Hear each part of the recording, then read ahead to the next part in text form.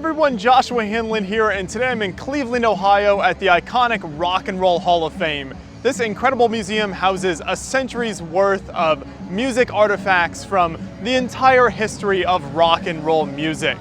When you step inside, you'll see artifacts from Elvis and very famous early rock and roll players all the way to recent inductees as recent as 2021 here at the Rock and Roll Hall of Fame.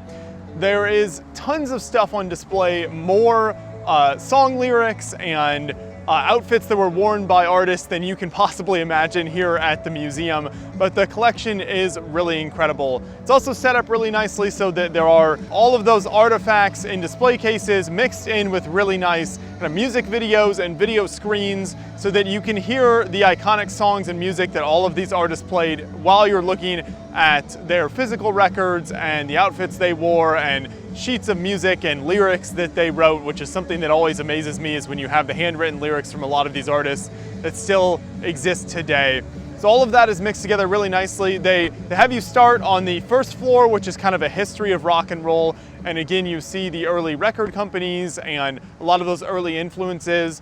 There's also a section on the protests against rock and roll. So that was really fascinating because I think that's obviously a big part of the history of the music, is the protest to it and how that then influenced generations down the line as well.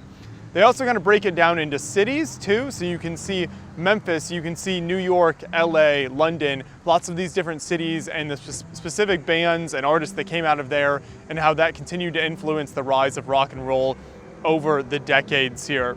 The building itself is also really neat, so as you walk around outside you can explore that, and there's performances and things that go on outside here.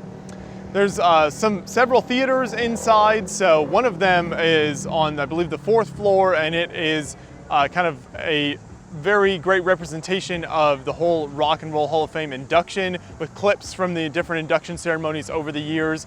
That's really incredible, and it's done amazingly well with all sorts of lights in the theater and moving screens and everything, so that is definitely worth checking out. It's only about 12 minutes long while you're here. You can watch the entirety of the Beatles' final rooftop concert as well in one of the theaters. The whole section on the Beatles is somewhat new to the museum and is really, really incredible, with tons of the artifacts from their careers, as well as lots of different mini theaters showing music videos and parts of documentaries there. There's interactive portions, so what they call the garage, where you can pick up all sorts of instruments and people can sort of form an impromptu band and just start playing and start having fun together and start playing songs. There's different kind of recording areas where you can play pianos and drums and all sorts of different instruments, a solo as well. So there is a great interactive portion to the museum. You can obviously see the signatures and memorabilia from each of the inductees over the years, as more and more people are brought into the Rock and Roll Hall of Fame each and every year.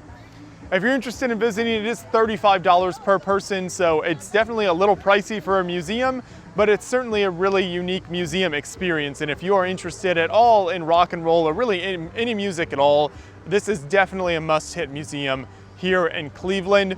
And while you're in the area, you can also visit the USS Cod World War II submarine that's just down the road as well, so that's a great fun experience too, if you want a whole day of it here in downtown Cleveland.